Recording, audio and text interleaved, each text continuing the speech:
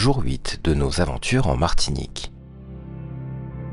Aujourd'hui, cap sur une journée haute en contraste, mer turquoise, forêt tropicale, cascades rafraîchissantes et vestiges du passé. Nous débuterons par une sortie en mer du François, direction les célèbres fonds blancs avec Gérald, où des découvertes inattendues vous attendent. Une expérience unique, au cœur des eaux cristallines, à vivre de l'intérieur.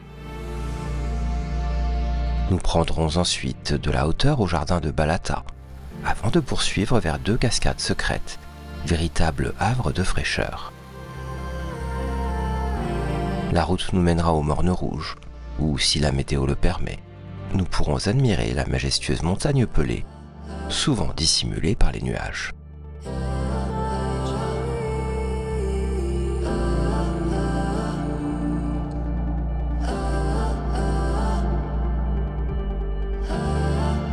Enfin, notre périple s'achèvera à Lens-Couleuvre, une plage sauvage du nord de l'île, bordée de ruines mystérieusement englouties par la végétation.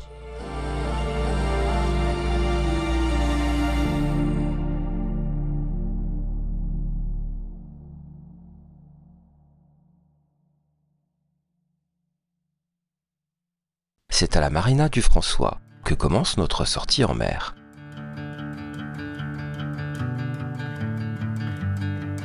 Avant d'embarquer, Gérald, notre capitaine, nous accueille chaleureusement. Il commence par un rapide briefing de sécurité, puis nous présente le programme. Une matinée en petit comité, placée sous le signe de la nature, du partage et du respect de l'environnement. Gérald n'est pas un guide comme les autres. Marin-pêcheur, titulaire du capitaine de sang, du capacitaire de pêche et d'un Master 2 en environnement et aménagement du territoire, il a choisi de mettre ses connaissances et son amour de la mer au service d'un écotourisme engagé et responsable. Une visite qui s'annonce aussi passionnante qu'enrichissante. Nous embarquons sur un bateau confortable, pensé pour les petits groupes.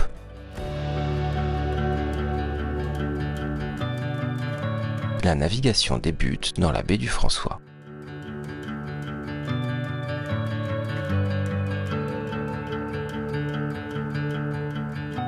Gérald en retrace l'histoire, les usages d'autrefois et partage quelques légendes locales.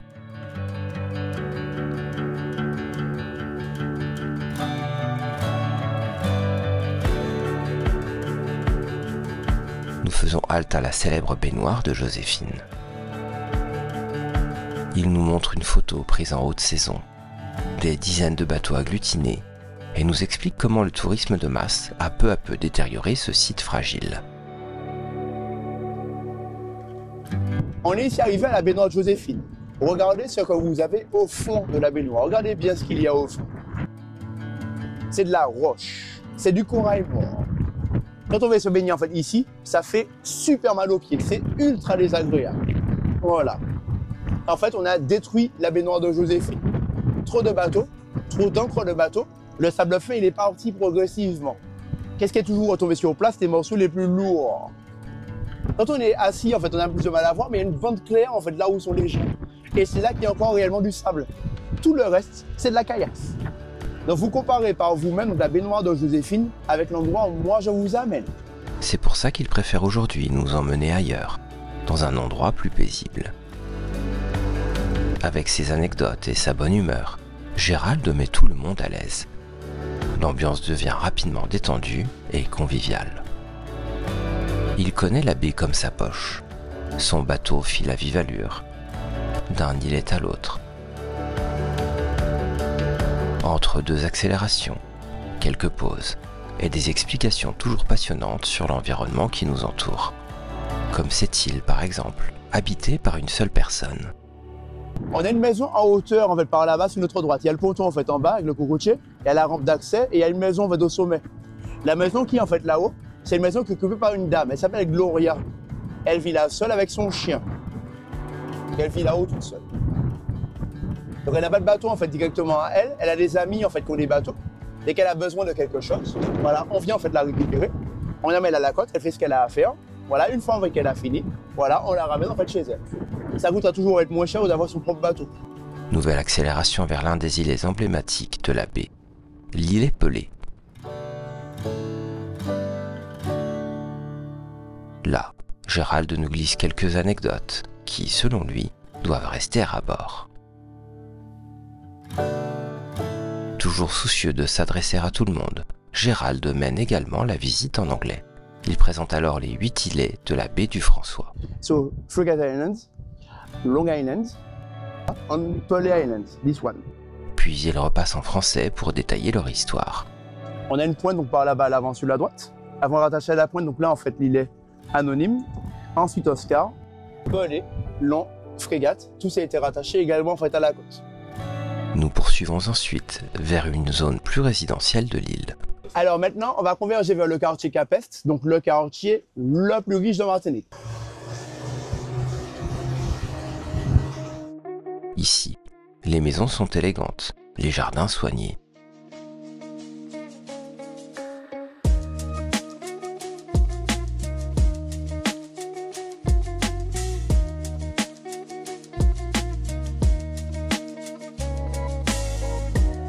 Certains détails attirent l'œil, comme ces palmiers bleus, considérés comme des marqueurs de richesse.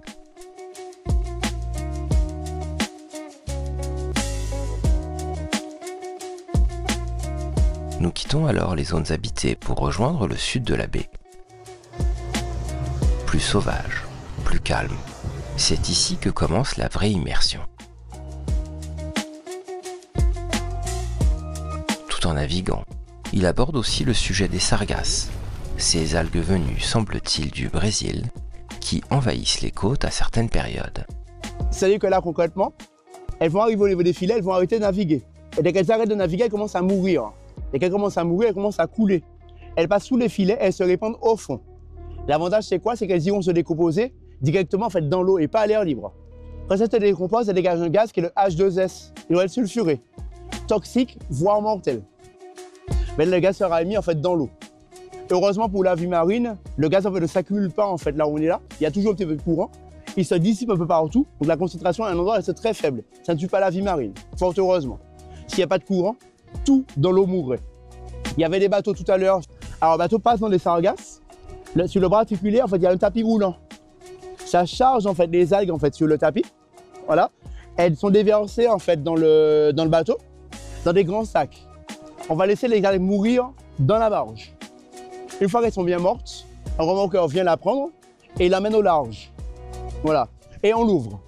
Donc comme ça, on va les algues, on les largue en fait au large. Comme elles sont mortes, elles coulent, elles ne reviennent pas à la côte. Gérald nous conduit sur l'un de ses spots secrets pour une courte session de snorkeling.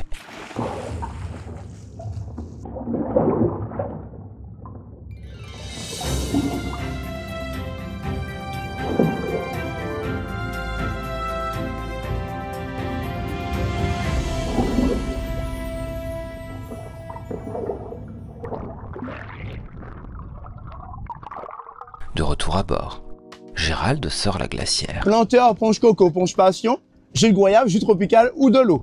Tout y est. Lui reste au jus de fruits. Ok, à votre sortie. Voilà. Nous, on trinque au rhum et à la bonne humeur. Un vrai moment de partage, simple et sincère. Et c'est sans doute cela, la plus belle surprise de cette matinée. Au-delà des paysages et des eaux turquoises, il y a ce lien humain qui se crée. Des sourires, des rires et un sentiment de bien-être immédiat. Après cette pause joyeuse, cap vers la mangrove. Un univers dense, silencieux, refuge discret d'une multitude d'espèces. Et là, on va commencer à aborder la mangrove. Et on a une nichée en fait ici de héron garde-bœuf. On voit la nichée en fait ici. Les racines tordues et aériennes forment un entrelac de bois sortant de l'eau comme des sculptures naturelles. Il nous en explique son fonctionnement. Alors, donc effectivement, donc la mangrove, alors elle se caractérise par deux choses en général. Donc la présence en fait d'eau saumâtre, mélange d'eau salée et d'eau douce. Donc en fait là, on a de l'eau saumâtre. On a aussi la présence d'un arbre particulier qui s'appelle en fait le palétuvier. Au niveau mondial, il y a une soixantaine d'espèces de palétuviers.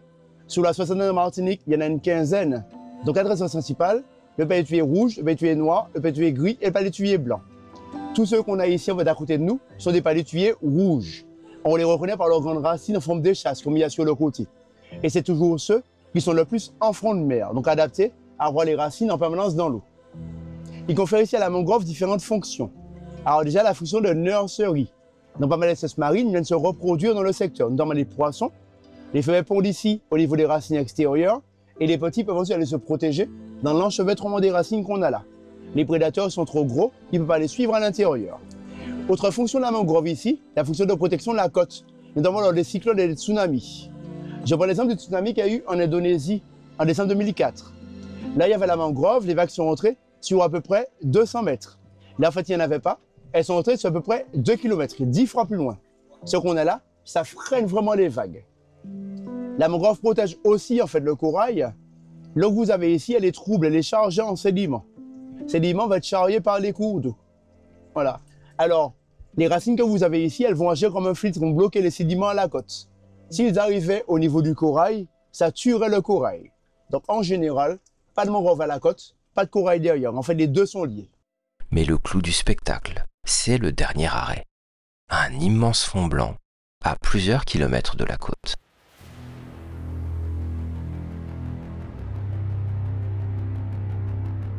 Ici, en pleine mer, l'eau ne dépasse normalement pas les genoux.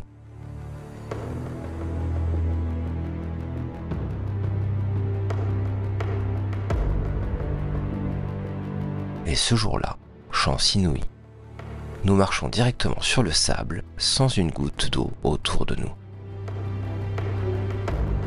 Une expérience presque irréelle. Sous nos pieds, un sable blanc immaculé. Autour de nous, le lagon à perte de vue. Et au-dessus, un ciel pur, sans fin.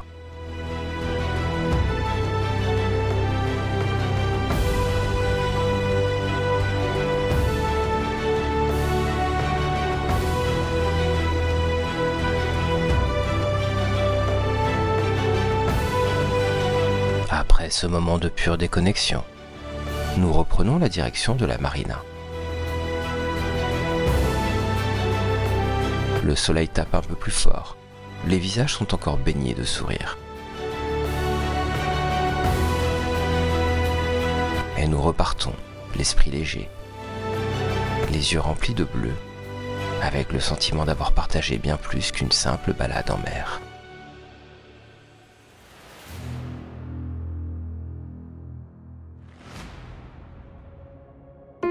Avant de rejoindre le jardin de Balata, nous faisons un court arrêt devant l'église du même nom. Construite en 1925, cette réplique miniature du Sacré-Cœur de Montmartre se dresse sur les hauteurs de Fort-de-France. Son architecture surprend avec sa coupole blanche et ses détails néo-byzantins qui tranchent avec la végétation tropicale qui l'entoure.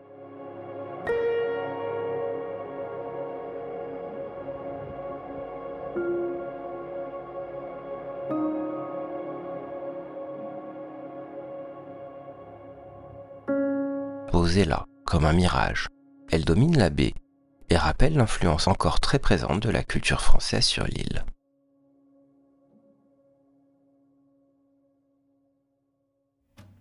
À quelques minutes de là, nichés sur les hauteurs, nous arrivons au jardin de Balata.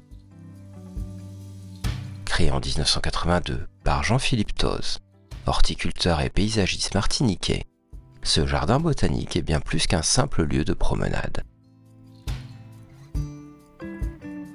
C'est une immersion dans la biodiversité tropicale et l'histoire familiale. Dès l'entrée, une élégante maison créole nous accueille. Construite dans la plus pure tradition martiniquaise, elle fut celle des grands-parents du fondateur. Avec son toit de tuiles, sa galerie en bois et son carrelage ancien, elle incarne l'art de vivre entier d'autrefois. À l'intérieur, quelques objets, meubles anciens et costumes traditionnels prolongent cette atmosphère d'authenticité.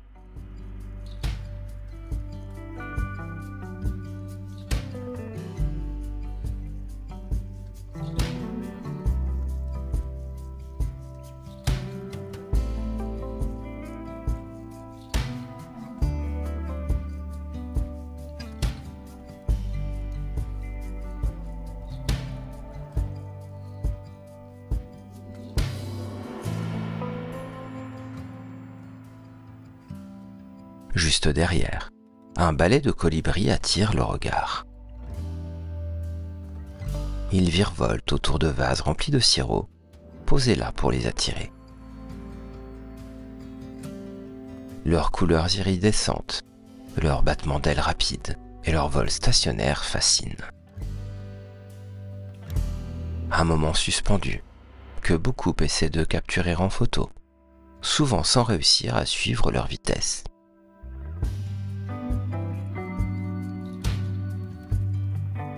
Le parcours serpente à travers une végétation luxuriante. Palmiers royaux, bambous géants, anthurium rouge, fleurs de balisier, hibiscus, plantes exotiques venues du monde entier.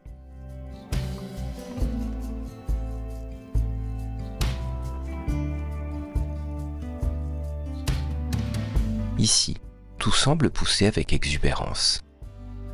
À chaque détour, une nouvelle ambiance, un nouveau tableau végétal.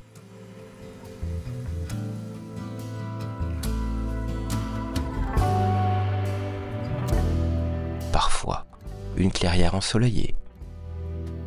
Parfois, un sous-bois tamisé.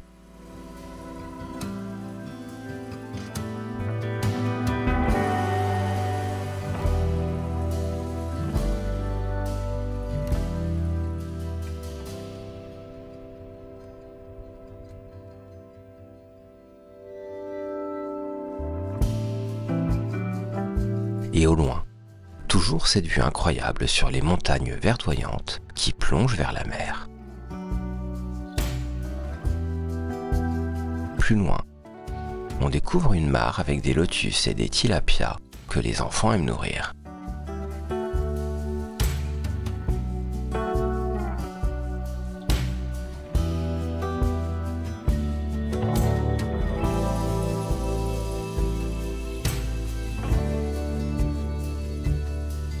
Puis, le sentier grimpe légèrement et nous conduit vers l'un des temps forts de la visite. La passerelle suspendue, perchée à plus de 15 mètres du sol.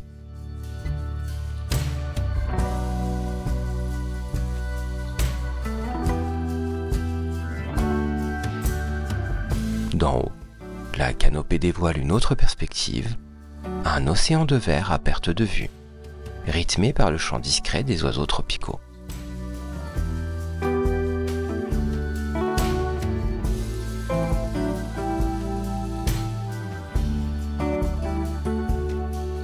Le temps semble s'arrêter.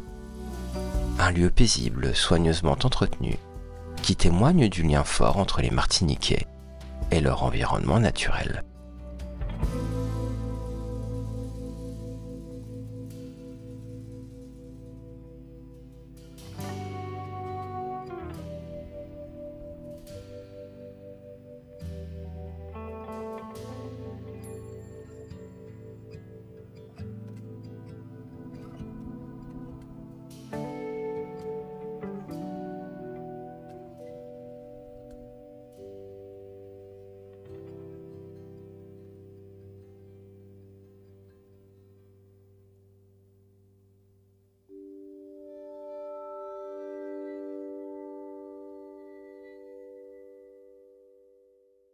Nous poursuivons notre route à travers la forêt tropicale et après quelques virages serrés, une halte s'impose. La cascade Absalon. Située à seulement quelques kilomètres de Fort-de-France, cette chute d'eau discrète est nichée au cœur d'un écrin de verdure. Ici, l'air est plus frais, l'ambiance plus silencieuse. L'eau descend en filet sur la roche noire, formant un petit bassin naturel où certains viennent se rafraîchir.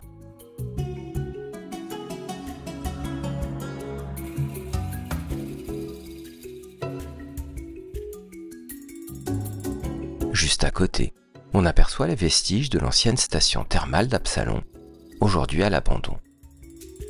Autrefois réputée pour ses eaux soufrées aux vertus curatives, elle attirait les curistes et les notables venus chercher repos et soins en pleine nature. Plus en retrait, les bâtiments délabrés de l'ancien centre hospitalier Maurice d'Épinois, fermé depuis plusieurs années, ajoutent une atmosphère étrange à l'ensemble, celle d'un lieu figé entre passé et nature, entre mémoire et oubli. Un endroit calme, presque hors du temps, où la nature a doucement repris ses droits.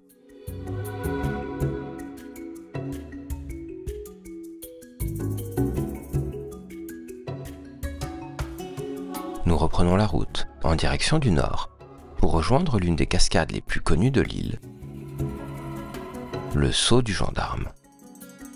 Après un virage serré et quelques marches glissantes, nous arrivons au pied du sentier, sous une fine pluie tropicale, soudaine mais brève.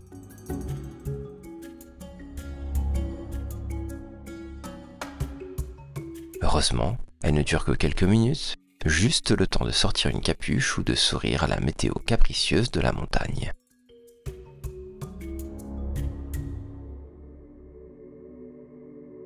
La cascade, elle, ne se fait pas attendre. Nichée au creux d'une forêt dense, elle dévale une paroi rocheuse d'une dizaine de mètres, formant un bassin naturel bordé de fougères, de mousses et d'arbres tropicaux.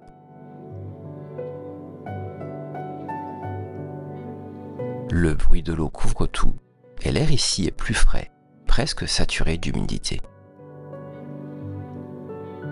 C'est un lieu très apprécié des habitants comme des visiteurs, que ce soit pour une pause rafraîchissante, un pique-nique ou simplement un moment de calme. Malgré sa popularité, le site a su conserver une certaine authenticité. On s'y sent à la fois accueilli et minuscule face à la puissance tranquille de la nature.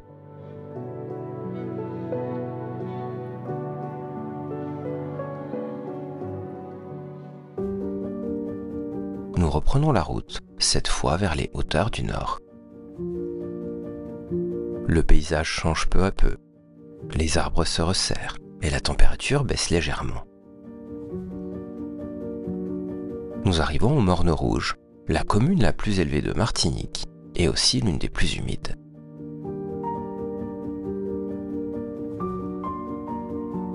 Ici, la montagne pelée semble tout dominer, mais elle reste souvent cachée derrière un rideau de nuages, comme si elle refusait de se montrer entièrement. Pendant notre séjour, nous avions espéré faire l'ascension jusqu'au sommet. Mais le temps nous a manqué, et les jours précédents, la montagne était constamment dans les nuages. Alors aujourd'hui, on mesure notre chance.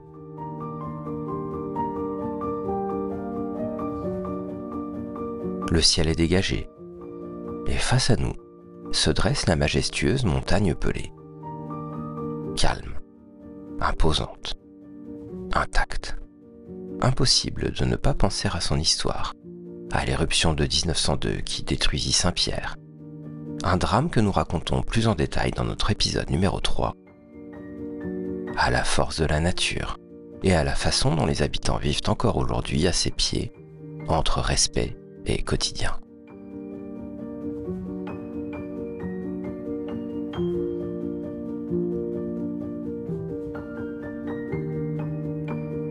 Notre dernière étape du jour nous mène au bout de la route, Anse-Couleuvre. Pour y accéder, il faut marcher quelques minutes à travers une végétation dense, sur un sentier humide et étroit, où la forêt semble vouloir tout recouvrir.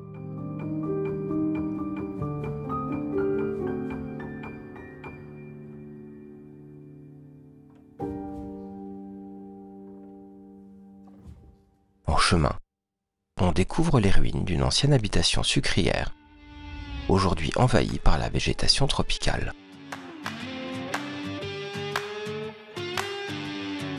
Les murs effondrés, les pierres moussues et les racines géantes racontent à leur manière une autre époque. Celle des plantations, du sucre, de l'esclavage. Un passé enfoui, littéralement repris par la nature. L'atmosphère est particulière, silencieuse, presque solennelle.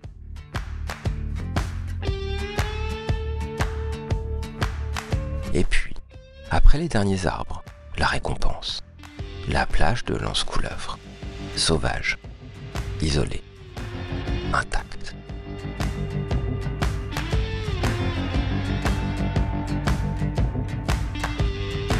Une bande de sable noir, bordée d'amandiers et de cocotiers, qui s'étire entre les falaises et la mer des Caraïbes.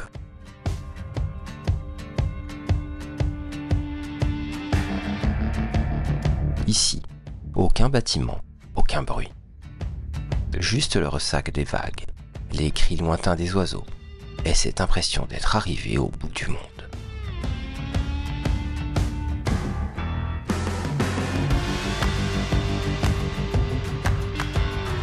C'est l'un des coins les plus préservés de l'île, accessible uniquement à pied, et c'est sans doute ce qui fait son charme.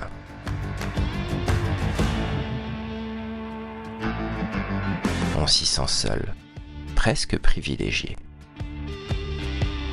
Un lieu préservé, brut, à l'image de cette Martinique du Nord, puissante, contrastée et profondément vivante. Demain, nous prendrons la direction de Grand-Rivière, tout au bout de l'île, là où la route s'arrête face à l'océan. En chemin, nous traverserons le Lorrain, les vestiges du moulin de l'étang, les falaises de Basse-Pointe, puis le pont de la rivière Potiche, avant de rejoindre les rives sauvages de Grand-Rivière. À bientôt pour de nouvelles découvertes.